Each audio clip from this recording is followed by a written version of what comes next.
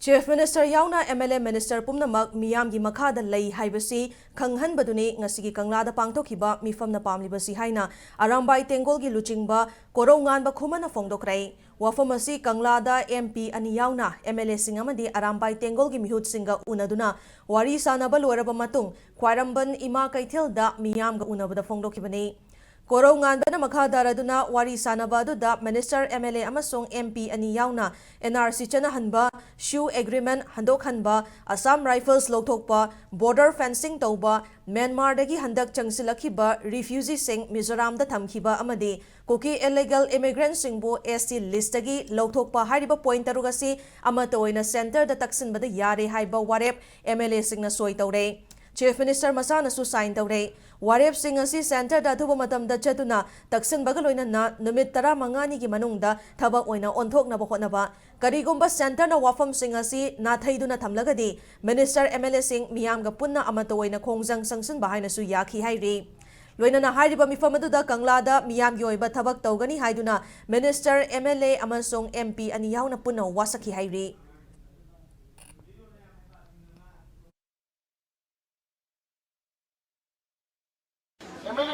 Tarado, sao mana tu mana?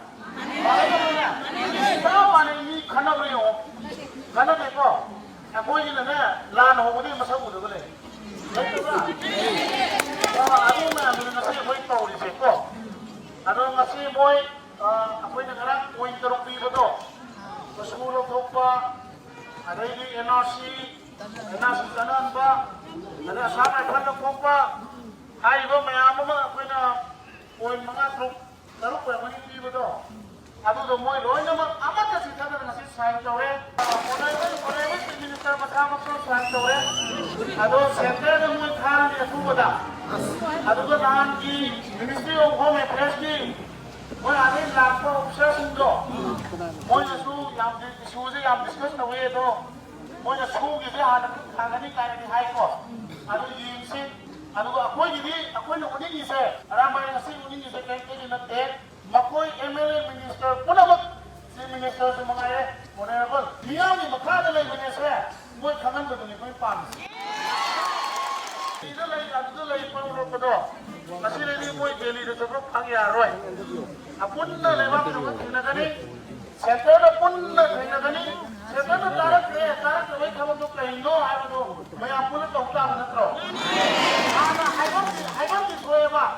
Aku pun aku lihat di sentimen nasi leh, pemiam semalam kuare, sih tahu hai betul hai tu tu koi, aman Indian teraga, karena tu lawan tu lagi betul, nasi lagi di lawan tu moi, sulau lawan tu sih mah, aduh tu moi pun na center tu ni, center tu tak pada center tu kayu matabi lagi, moi na hai berselu tu hai sih, miam boleh na moi, konggang center ni hai, moi na hai, miam na hai betul, miam na hai betul.